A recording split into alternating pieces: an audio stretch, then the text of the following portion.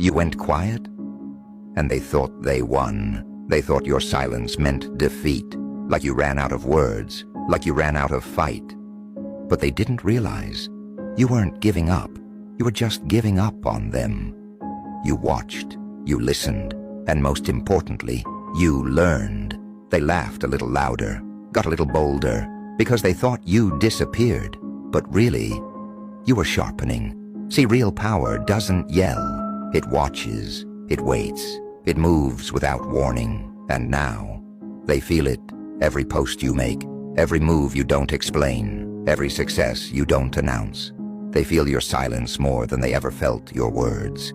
And that's the part that burns. Because now they realize you never needed to clap back. You just needed to step back so they could hear what your absence sounds like. And it's loud. So keep building, keep glowing, keep moving like you don't owe them a thing. Because you don't. You're not silent anymore. You're just unavailable. And that's scarier than anything you could have said.